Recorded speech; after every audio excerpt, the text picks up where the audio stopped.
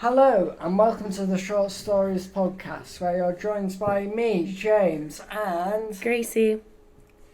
sorry about the bit of a break. We've been having a couple of issues as of recently, but we're back and we're better than ever when me, James, will be telling you the dystopian world of a cyberpunk future, starting in a world clouded by smog, with buildings burning by artificial light.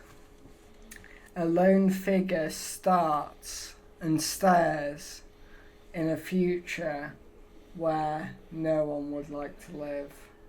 It's a mean future, a dark future, a future where no one would like to be. The year's far in the future. 100, 200, 300, 800. No matter how many years pass, it is all the same. It's all artificial, robotic, no feeling, no emotion, no nothing ahead of its time. Everybody hates it. The only ones who prosper are the ones with the larger pockets. The only ones who prosper are the ones who have the cash. The only ones who prosper are the ones who live it most. Where a lone figure stares upon the decrepit city. Decrepit, not structure-wise, but people-wise. People controlled by robots. Robots are not people. Cybernetic implants are rife within this city. And as this figure scrubbles through the scrapyard, scrubbling through what is left of a former civilization. There was once a city, but now rubble, trash, garbage. The place where no one wants to live, where no one wants to be. And through this city, only one thing matters: money. Money and how much you have. Because heaven forbid, if you don't have enough, what's the point? And as our figure scrabbles through the rubbish, no one cares to hear what they say. No one cares to see what they look like. But with their cybernetic implants meld through their form, we are left to wonder, what is life like for this figure? This figure who has a name, a simple name, but a good name. The name of heroes, the name of V. V is our hero. And as they look through the rubble of a long-forgotten world, we are left to wonder, what will this world be like in the future?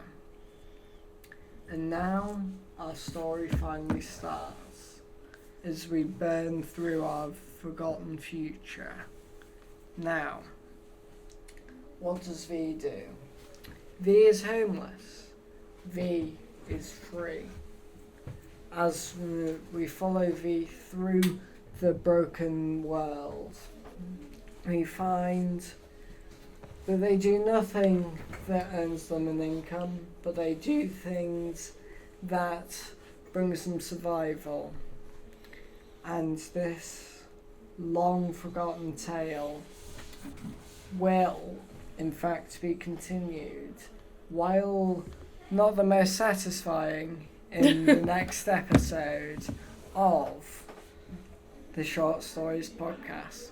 now you've got a grasp of these world, I would like to shove you over to Gracie's world of a much better quality.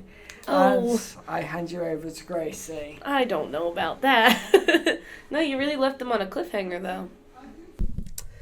All right. For my short story today, I thought I would tell one of my favorite short stories, The Egg by Andy Weir. Have you ever read it, James? I can't say I have, sorry. Oh. Well, you'll get to hear it today. It's one of my favorites. You were on your way home when you died. It was a car accident. Nothing particularly remarkable, but fatal nonetheless. You left behind a wife and 2 children. It was a painless death. The EMTs tried their best to save you, but to no avail. Your body was so utterly shattered you were better off. Trust me. And that's when you met me. What? What happened, you asked? Where am I? You died, I said matter-of-factly. No point in mincing words. There was a truck, and it was skidding. Yup, I said. I died? Yup. But don't feel bad about it. Everyone dies, I said. You looked around. There was nothingness. Just you and me. What is this place, you asked? Is this the afterlife? More or less, I said. Are you God, you asked? Yep, I replied. I'm God. My kids, my wife, you said. What about them? Will they be all right? That's what I like to see, I said. You just died, and your main concern is for your family. That's good stuff right there. You looked at me with fascination. To you, I didn't look like God. I just looked like some man, or possibly a woman. Some vague authority figure, maybe. More of a grammar school teacher than the Almighty. Don't worry, I said. They'll be fine. Your kids will remember you as perfect in every way. They didn't have time to grow contempt for you. Your wife will cry on the inside, but will be secretly relieved. To be fair, your marriage was falling apart. If it's any consolation, she'll feel very guilty for feeling relieved. Oh, you said. So what happens now? Do I go to heaven or hell or something? Neither, I said. You'll be reincarnated. Ah, you said. So the Hindus were right. All religions were right in their own way, I said. Walk with me. You followed along as we strode through the void. Where are we going? Nowhere in particular, I said. It's just nicer to walk while we talk. So, what's the point then, you asked? When I get reborn, I'll just be a blank slate, right? A baby. So all my experiences and everything I did in this life won't matter. Not so, I said. You have within all the knowledge and experience of all your past lives. You just don't remember them right now. I stopped walking and took you by the shoulders. Your soul is more magnificent, beautiful, and gigantic than you can possibly imagine. A human mind can only contain a tiny fraction of what you are. It's like sticking your finger in a glass of water to see if it's hot or cold. You put a tiny part of yourself into the vessel, and when you bring it back out, you've gained all the experience it had. You've been a human for the last 48 years, so you haven't stretched out yet and felt the rest of your immense consciousness. If we hung out here for long enough, you'd start remembering everything, but there's no point to doing that between each life. How many times have I been reincarnated then? Oh, lots. Lots and lots. And in lots of different lives, I said. This time around, you'll be a Chinese peasant girl in 540 AD. Wait, what? You stammered. You're sending me back in time? Well, I guess technically. Time, as you know it, it only exists in your universe. Things are different where I come from. Where you come from, you said. Oh, sure, I explained. I come from somewhere. Somewhere else. And there are others like me. I'll know you want to know what it's like there, but honestly, you wouldn't understand. Oh, you said, a little let down. But wait, if I get reincarnated to other places in time, I could have interacted with myself at some point. Sure, happens all the time. And with both lives only aware of their own lifespan, you don't even know it's happening. So what's the point of it all? Seriously, I asked. Seriously, you're asking me for the meaning of life. Isn't that a little stereotypical? Well, it's a reasonable question, you persisted. I looked you in the eye. The meaning of life. The reason I made this whole universe is for you to mature. You mean mankind. You want us to mature. No, just you. I made this whole inner universe for you. With each new life, you grow and mature and become a larger and greater intellect. Just me? What about everyone else? There is no one else, I said. In this universe, there's just you and me. You stared blankly at me. But all the people on Earth, all you. different incarnations of you. Wait, I'm everyone? Now you're getting it, I said with a congratulatory slap on the back. I'm every human being who ever lived, or who will ever live. I'm Abraham Lincoln. And you're John Wilkes Booth, too, I added. I'm Hitler, you said appalled. And you're the millions he killed. I'm Jesus, and you're everyone who followed him. You fell silent. Every time you victimized someone, I said, you were victimizing yourself. Every act of kindness you've done to yourself.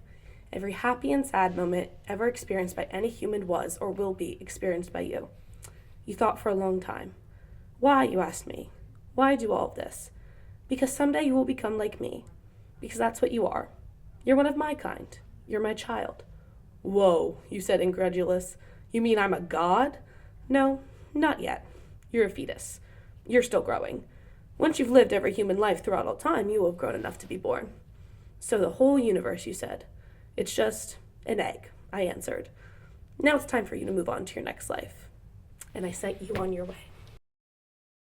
But yeah, that's all we have time for on the Short Stories podcast. Hope you can join us next week. And yeah, do you have anything to say? All credit to Andy Weir for that story. Andy Weir. I don't know if he's a good guy, actually. I don't really know much about him besides the story. I'll research it after the fact, and then next week I'll make my opinion then. But yeah, what's worse could happen? Oh, okay.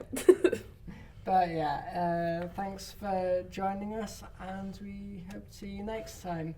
See ya. Bye.